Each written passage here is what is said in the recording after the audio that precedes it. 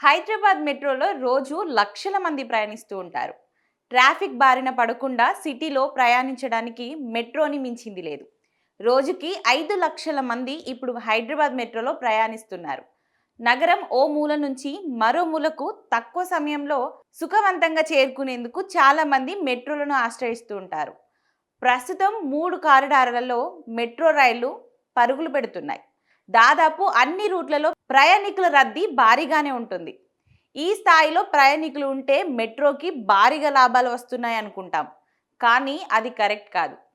Hyderabad metro నష్టాల్లో ఉంది. హైదరాబాద్ ప్రజా రవాణాలతో కీలకంగా మారిన మెట్రో మాత్రం లాభాల బాట పట్టలేదు. దీనికి అనేక కారణాలు కనిపిస్తున్నాయి.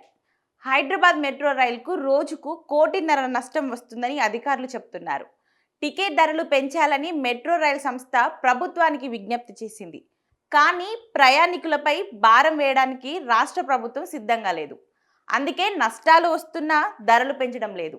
మరోపక్క ప్రాజెక్ట్ నిర్మాణం కోసం అంతర్జాతీయ బ్యాంకుల నుంచి అప్పులు చేసింది మెట్రో సంస్థ. ఇప్పుడు ఆ అప్పుల వడ్డీ కూడా కట్టలేని పరిస్థితి కనిపిస్తుంది. ప్రస్తుతం రోజుకు 5,10,000 మంది మెట్రో ట్రైన్లలో ప్రయాణిస్తున్నారు. కరోనా ముందు రోజు వరకు 1,00,000కు పైగా ఆదాయం వచ్చేది. లాక్డౌన్ వల్ల మెట్రోకు భారీ నష్టం వాటిల్లింది.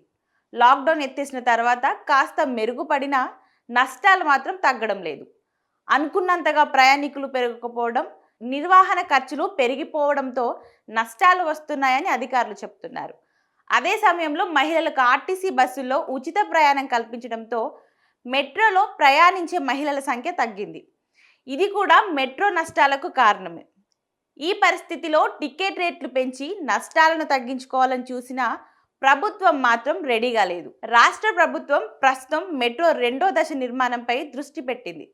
ప్రస్తుతం మెట్రో కనీస టికెట్ ధర 10 నుంచి గరిష్ట టికెట్ ధర 60 వరకు ఉన్నాయి. ఒకవేళ ధరలు పెంచితే కనీస టికెట్ ధర 20, గరిష్ట ధర 80 అయ్యే ఛాన్స్ ఉంది.